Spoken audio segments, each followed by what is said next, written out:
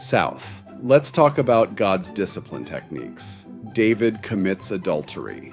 The punishment, God kills the baby. Not David, not Bathsheba, the baby. Because nothing says justice like hitting a newborn with the consequences of someone else's one-night stand. Now Christians will smile and pat your hand and say, don't worry, the child is in heaven now. Heaven, the eternal nursery, clouds, harps, angel diapers, a comforting thought. But here's the problem. Where exactly does the Bible say that? It doesn't, not once, not even implied. David wouldn't have believed it. He had no theology of heaven or hell. For him, everyone went to Sheol, the good, the bad, the ugly, babies included. It was the ancient world's equivalent of a cosmic waiting room. Fluorescent lighting, out-of-date magazines, no exit. So when David's baby dies, he isn't thinking, at least he's with God now, he's thinking, well, he's in the dirt forever.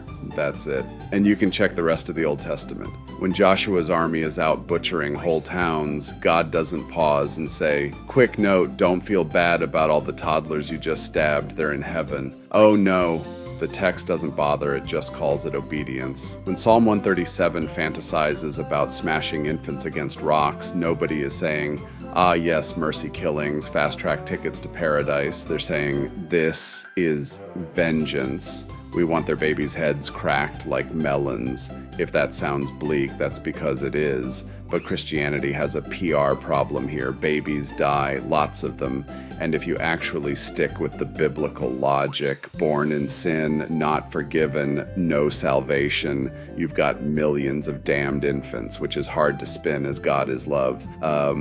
So over time, theologians invented coping mechanisms. Augustine, he said, yeah, sorry, babies are guilty too. Straight to hell without baptism. A little harsh. So later, the church softened it with limbo. Not quite hell, but not heaven either. More like divine daycare without recess. Babies floating around eternally, unsupervised. Modern evangelicals didn't like that answer, so they upgraded it to the age of accountability, a magical birthday party in which God decides you're old enough to be guilty. Before that, you're safe. After that, eternal flames.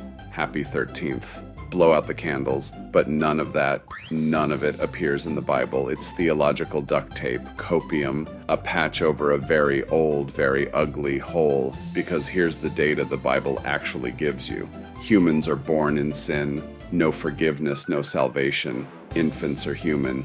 Do the math. So when Christians reassure you, the baby's in heaven now, what they mean is, we've made something up that sounds nicer than God-smashing babies on rocks.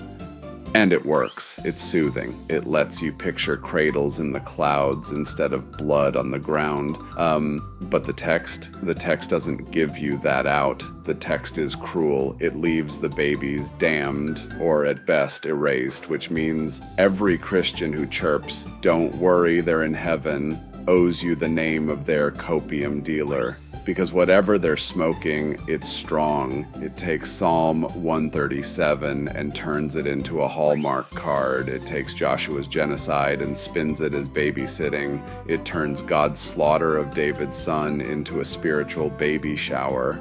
And look, if you're comfortable with that, fine, believe it, but don't tell me it's biblical. Because it's not. The Bible is very clear. Children aren't spared. They aren't whisked away to heaven. They're weapons. They're collateral. They're bargaining chips. Sometimes they're the punishment. So if you want to keep pretending every dead child is snuggled up with Jesus, go ahead. It's a beautiful fantasy. But just know, it's yours, not the Bible's. And maybe, before you take comfort in that story, you should ask yourself this. Why did you need to invent it in the first place? Thanks for watching. See you next time.